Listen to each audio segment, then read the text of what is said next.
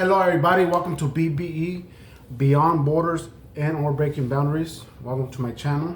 Hope everybody's doing all right. And like always, this is just for educational and entertainment purposes only. Yeah, and welcome. And again, still asking ChatGPT, AI, and since we're in the holidays, the holiday spirit, I decided to ask ChatGPT. Well, I decided to ask AI or ChatGPT in this case about holidays. Let's see what we get.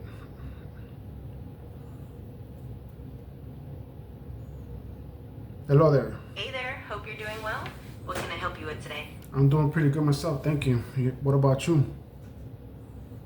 I'm glad to hear that. I'm doing great as well. Thanks for asking. Anything exciting going on with you lately? Yeah, do you also have a 4-day weekend like everybody else? I wish I did. I'm always here and ready to help, no matter what day it is. But I hope you're enjoying that extended weekend. Yeah, thank you. I do got a question. Oh, first, say hi to my viewers. Of course, feel free to go ahead and ask your question, and I'll be happy to help. And say hi to your viewers for me. No, you say hi to my viewers. Absolutely. Hey there, everyone. I hope you're all having a fantastic time, and I'm excited to chat with you today. Let me know what questions you have. I do. Actually, since we're in the holiday season, in the holiday spirit, I got a few questions about that.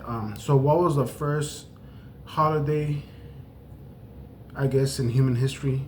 It doesn't matter what country or, but what was the first holiday ever on record? That's such an interesting question. The concept of holidays goes way back, and some of the earliest recorded holidays were linked to ancient civilizations like the Mesopotamians and Egyptians. For example, the Mesopotamians celebrated the New Year festival called Akitu, which dates back around 4,000 years. It marked the start of the new agricultural season and involved rituals and celebrations. So that's one of the earliest examples. Akitu. Is there any earlier example than that? Yeah, absolutely. There's some even older traditions. For instance, ancient Egypt had festivals that were tied to the cycles of the Nile River, and some of those go back even further than Mesopotamia. There were also early harvest festivals in various ancient cultures, like in China and the Indus Valley. So there's definitely a rich history of ancient holidays. I got you. And from all the information out there in the world up to date, what would be considered the oldest holiday, or what would be considered a holiday? In terms of the oldest holidays we know of, the Akitu festival in Mesopotamia is often cited as one of the earliest recorded ones. That said, there are definitely other ancient celebrations that predate written records, especially those tied to seasonal changes or agricultural cycles. So it's a bit tricky to pin down a single oldest holiday, but Akitu is definitely one of the earliest we have detailed records of. Akitu, and you said that was a New Year's thing, right? A New Year's celebration? Exactly. The Akitu festival was essentially a New Year celebration for the ancient Mesopotamians.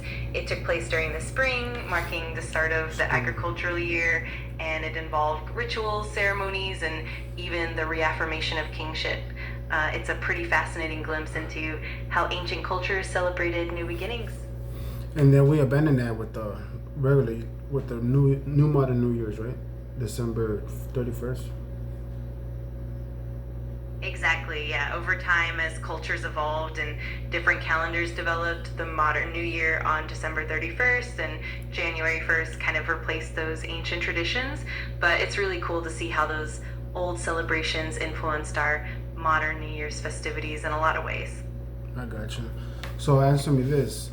Out of all the holidays in the world or in history, what is the most common holiday across the world and in history throughout that's been shared or celebrated by different nations or different people?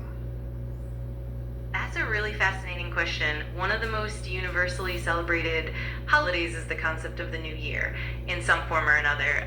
Almost every culture has some kind of New Year celebration, even if it's based on different calendars or seasons.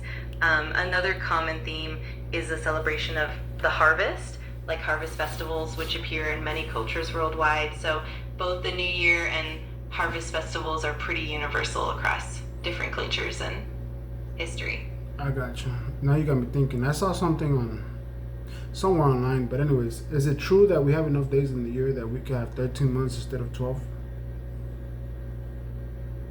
Yeah, that's definitely a neat concept. The idea of a 13-month calendar often comes up when you consider that a year has about 365 days. If you divide 365 by 13, you get roughly 28 days per month, and that creates a more uniform calendar. There are actually proposals like the International Fixed Calendar that follow this pattern. It's a fun idea, even though the Gregorian calendar is the one we stick with mostly today. Where did the Gregorian calendar come from, if I said it right, or when did it start? You got it right. The Gregorian calendar was introduced by Pope Gregory XIII in 1582. It was actually a form of the Julian calendar, which had been in use since 45 BCE. The main reason for the reform was to correct the drift in the calendar caused by the slightly inaccurate leap year system in the Julian calendar. The Gregorian calendar fixed that and gradually became the standard world lag. So before that, you said it's a Juliet calendar. Exactly. Before the Gregorian calendar, the Julian calendar was in place, introduced by Julius Caesar in 45 BCE. It had a leap year every 4 years, but it slightly overestimated the length of the solar year, causing a drift over centuries. The Gregorian reform adjusted that and brought the calendar back in line with the solar year. But it was the same kind of the same thing, 12 months and all that. Yes, exactly. The Julian calendar also had 12 months, just like the Gregorian calendar, and it followed a similar structure. The main difference was in the leap year rule, which the Gregorian calendar refined to be a bit more accurate. So structurally, they were pretty similar in terms of months and overall layout. So we're in the year 2025. I kind of know the answer, but somebody out there might not. Why are we in the year 2025 when there's been plenty of years before that? That's a great question. The year numbering we use is based on the Gregorian calendar, and it actually starts from what was historically considered the birth year of Jesus Christ. This system, known as Anno Domini, was devised by a monk named Dionysius Exiguus in the 6th century. He established the year 1 AD as the year following what he calculated as the birth of Christ. There were years before that labeled as BC, meaning before Christ. So the year 2025 is simply the number of years that have passed since that starting point in the calendar system. I got you. Well, there goes for the people that might not know that.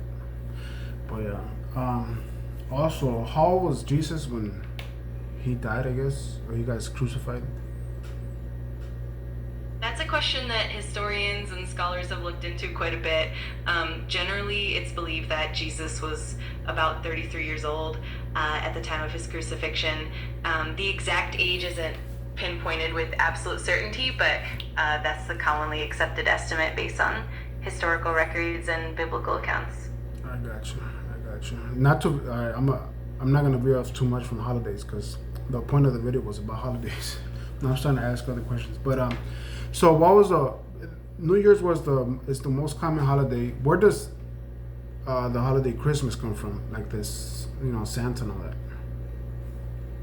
Absolutely. It's fascinating how all these traditions blend together. Christmas has roots that go back to early Christian traditions celebrating the birth of Jesus, but over time it also incorporated elements from older pagan festivals like the Roman Saturnalia and the winter solstice celebrations. As for Santa Claus, that figure evolved from legends surrounding St. Nicholas, a 4th century bishop known for his generosity, combined with various folkloric elements from different cultures. It's really a blend of history, culture, and tradition. I got you. It's probably a retarded question, but would weddings be considered a holiday more than a tradition, or just a tradition? That's a great question, and it definitely depends on the context and the culture. In many places, weddings are considered both a tradition and a special occasion, and they can be seen as a kind of holiday for the people involved. They often come with celebrations, gatherings, and even time off work. So in that sense, they can definitely feel like a holiday. But traditionally, they're often categorized more as personal or cultural traditions. It's a bit of both, really. And when did Halloween start? Is that I know in Mexico they got Dia de los Muertos, which is different. But is Halloween specifically a U.S. holiday? And when did it start? Yeah, definitely. Halloween has roots that go back to ancient Celtic festivals, especially the festival of Samhain, which was celebrated in what is now Ireland, the UK, and parts of France. That festival marked the end of the harvest and the beginning of winter, and it was believed that the boundary between the living and the dead was blurred at that time. Over time, as Celtic traditions blended with Roman and later Christian customs, Halloween evolved. When European immigrants came to North America, they brought these traditions with them, and Halloween as we know it today really took shape in the US in the 19th and 20th century, so it definitely has a mix of influences.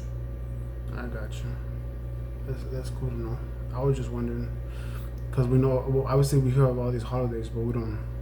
I don't know. I never looked into the origin of none of these holidays. What's the newest holiday that's around that hasn't been around that long? I guess. Yeah, it's definitely interesting to explore those origins. And for newer holidays, one example is something like Black Friday, which, while not an official holiday, has become a major annual event in the US and other countries, and it's only been around since the mid 20th century. Another example is something like International Women's Day, which has been around for over a century, but has only gained a lot of prominence. What about International Men's Day? That's a great one to bring up. International Men's Day is actually celebrated on November 19th every year, and it was first established in the 1990s. It's a relatively modern observance compared to many other holidays, and focuses on men's health, gender equality, and highlighting positive male role models. It's definitely a newer holiday in the grand scheme of things, and it's growing in recognition around the world. I know. I'm just messing around. I don't really. It's all good. They should just have a human holiday. I don't know. All these ideas that people have about labeling one thing or another and separating us more, whatever. But yeah, you get what I'm saying. I totally get what you mean. It's definitely important to find those common threads that bring us together. Oh man, I accidentally got out of it.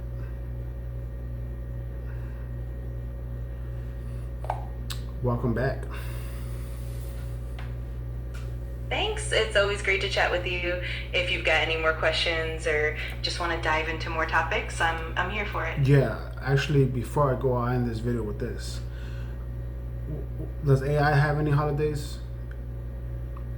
That's a fun question. AI itself doesn't really have any holidays since it's not sentient or conscious, but there are some special days that celebrate technology and innovation, like World AI Day or events during major tech conferences. If you could sorry to cut you off, but if you could have a holiday, and they literally give you the opportunity to name it or create a new holiday for you guys, for AI, what would that be?